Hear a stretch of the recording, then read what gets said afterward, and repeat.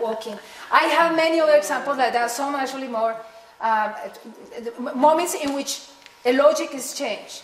Another example, there are many, but I will just give you another example. The first time I was in San Jose Apartado, first time this year, I went from one hamlet to another. You picture there are several hamlets, it takes some distance. I was on a horse with two other women, and the two other women, we went to a town, and the two other women went to buy food, and I stayed alone on the horse, and I saw a soldier in the distance. I was quite afraid because I really don't want to interact with soldiers. The soldier approached me with his big gun and said, "Where are you going?" Now, that's a very problematic question. I cannot lie, but I cannot tell the truth. Because either way, if I lie, I will be putting myself into danger, and if I tell the truth, I will put in other people in danger. So the guy is looking at me and telling me, "Where are you going?" And I said, "I'm hanging out," which is definitely not lying. "I'm hanging out on a horse." And he says, "That's a lot of luggage you have there." And I had luggage enough for 4 people. All the luggage was on this one horse. The luggage of my friends, my luggage, and food for the community. See, I'm going from one town to the other, and we are carrying, with the EVOR member, we are carrying food, and and our luggage for the trip. And he said that, and I said, "Yeah, lots of luggage." Once again, I'm not providing any information, but I'm not lying. Lots of luggage. But I'm petrified. I'm not letting him know, but I'm really scared because he's interrogating me. And he's looking at me and saying, like, I don't understand what you're doing. And then, at that moment, I actually went into the space of not knowing. The space in which, that's not an enemy, let me look at him. And it's like, really, this is what happened. I saw a soldier, but when I looked again, I saw a young man. A very young man. Probably a scared young man. So at that moment, I woke up to something and I said, "How about you? How are you? How about you?" How about you? And I said, "Are you recruited? Are you paying military service?" And he goes, "Yeah." Okay, when he said that, there was no more interrogation. Now it was all about this young man who was very dissatisfied with his situation, and he did not pretend anymore to be threatening me or wanting information, and he just, started to talk about how he misses his girlfriend and how he has a long time to go. And I said, but you will be going to the town soon. And he's like, "No, we are going up." And I knew what that meant. Going up the mountains means that he is going to be sent to fight with the guerrillas. At the end of my meeting with this soldier, I blessed him. But I was using his code, not mine, right? I said, "Que Dios lo bendiga." I didn't say, "Meeting you in the Great Eastern Sun," because he would not have understood that. But he will understand, "Que Dios lo bendiga," God bless you. And I actually bless him, and I cannot tell you with how much sincerity I actually bless him. And when I left this man and I said, "God bless you, I hope you will be well," I knew that man will never shoot me. No, not more than that.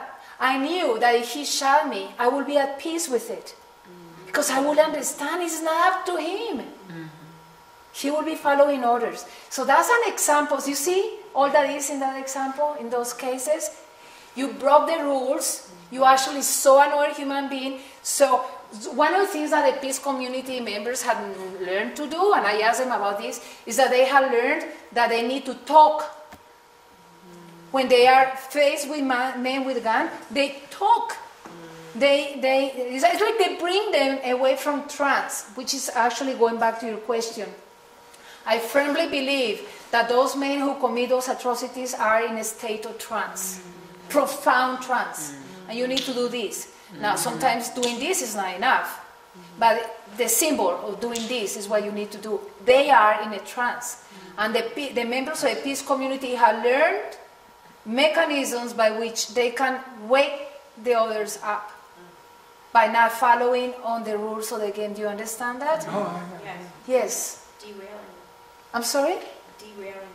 Derailing. Because you're not following the logic. It's like, no, don't. It's none of that. It's actually, this is what they say. Shoot here. Now, I'm not going to go with you because they always want you to go away from the road to a place where nobody will witness it. No. You do it right here. Sure, not a problem. He needs me now. I am here to serve him.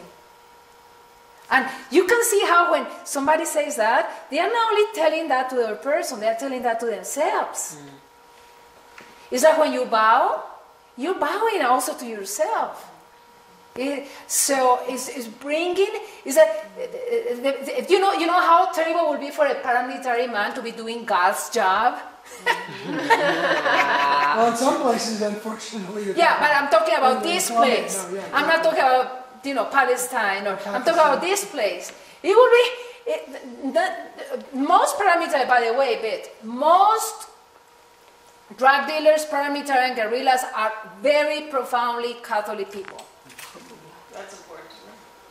Very profoundly Catholic people. Now, do the peace community know that? Not necessarily. This is something we take for granted. We just take for granted our Colombians. Even if you hate the church, which a lot of people do, you still have a profound sense of some principles of Catholicism that are very, very, very at the core of you.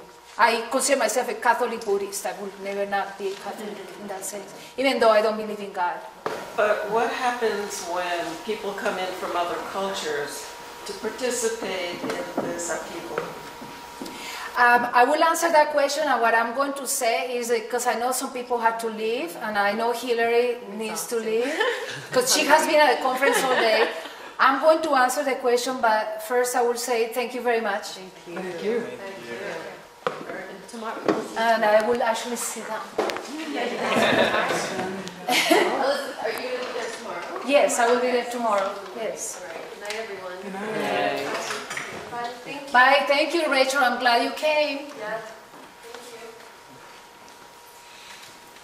So, Beth, the question was, If someone comes in from another country because they have a stake in what happens in Colombia, how does that work?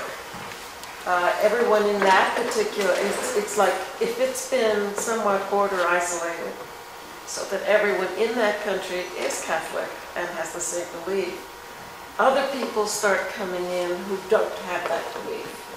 Then there's some danger there, because no longer does that statement of, he's not ready for me, no longer does that work.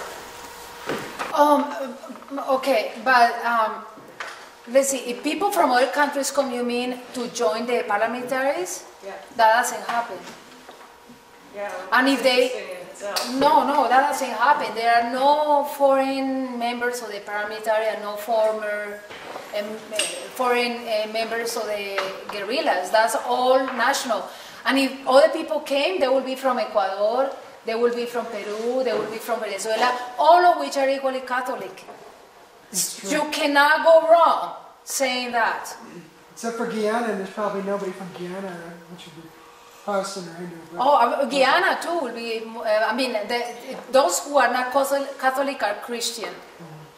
And once again, I'm talking about people who may not ever go to church, who may not, will include myself, who, even though I don't believe in God, I have some fundamental values that are common to the Catholic mindset.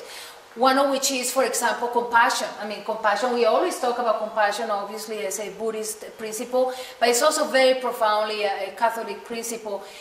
Solidarity with those who are dispossessed, that's a principle of liberation theology.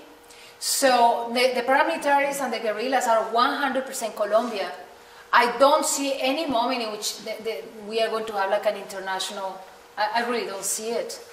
I cannot, right now, cannot see why would an Ecuadorian go to Colombia to join the paramilitaries.